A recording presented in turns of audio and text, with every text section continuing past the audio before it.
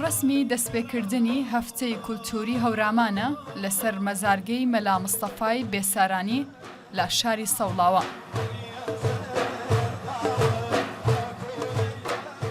شاعیری بەناوبانگی خەڵکی ناوچەی ژاوەڕۆ کە بە شێوەزاری هەورامی شاری نووسیوە و باباوکی شاری ڕۆمانسی کوردی ناودەبرێت و 320 ساڵە لێرە نێژراوە. چالاکبانانی ئەدەبی و کولتوری هەورامان ئێرەیان بۆ دەستپێکردنی هەفتەی کولتوری هەورامان هەڵبژارد تاوەکو بڵێن هیچ شتێک ناتوانێت کولتور و هونەر و ئەدەب لەنێو ببات. دەستپێکی هەفتەی فەرەنگیەکەمان مەراسمی کرانەوە و ئفتتاحیەمان لێرەوە دەستپێکە بە محەوەتە سازی و تەمیزکردنی گڵکۆوە ئجرای چەند بەرنامەی جۆراوجۆر لەسەر گڵکۆی مەلا مستەفا بێسارانی. ئینشەڵڵا لە توول ئەم دوو هەفتە بە کۆنسرت، بە شانۆ، بە پێشانگا، بە پانەلی تەخەسوسی، بە مرور بەر ئاسار فیلمسازان منتەقەی هەورامان 13-14 بەرنامە لە توولی ئەم چەند ڕۆژە لە خزمەتی هاوشاریانە هەین.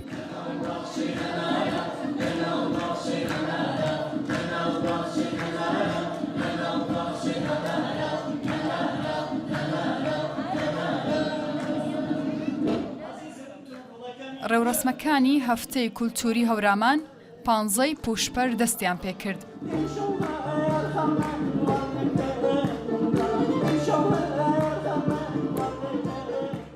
دامەزراوەی کولتوری ڕاویانی هونەری مەریوان ڕێکخەری بەرنامەکە بوو. ڕێوڕسمەکان لە مەریوان، سەوڵاوە، هەورامانی تەخت و گوندەکانی دزلی و ئاریان بەڕێوە چوون. هدفانە بیان کە موسیقی، شعر، فیلم کلەن هیچی زمینێ هەورامانی نەفرەتەر گناوەر و چەما هیوادارە ناوی بەرنامە بەردەوام ئێدامەشا بووە تاومێ فەرهەنگ و هەورامانی معرفی کردمە بە تەمام و دنیای. لە هەفتەی کولتوری هەوراماندا پێشەنگایەکی کتێب بۆ بەرهەمی نووسەرانی هەورامان یانۆ کتێبانەی لەبارەی هەورامان نووسراون کرایەوە. کۆنسێرتی گۆرانی هەورامی بەڕێوە چوو بەرهەمی ژمارەیەک سینەماکاری هەورامان نمایش کرا و پێشبڕکێی خۆشنووسی ئەدەبی بەڕێوە چوو. فەرهەنگیش داوە گرچیوە بە وجود بارۆ تەنانەت سیاسەت، تەنانەت ویر، ئەدەبیات، هونەر، فەلسەفە کە ئی کۆڕ و کۆمەڵە ئی مناسبەتێ تاوا جەڕاستینە پاڵ نەرێەوە بە پاڵ دەرێەوە بە پشتیوانێوە پەیانەی کە ئێمە تامێ فەڕەنگەکەیمە کە بەداخەوە کە بەداخەوە هێشتا نەژناسیان ئێمە بشناسمێش و هەفتەی کولتوری هەورامان ڕۆژی یەکشەممە 19 پوشپەر کۆتایی هات.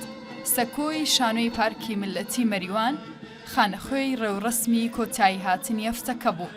ڕێوڕسمەکە بە دەڤژەنی، گۆرانی، هەڵپەڕکێ و بەخشینی ڕێزلێنان بە ژمارەیەک هونەرمەند و ئەدیبی هەورامان کۆتایی هات.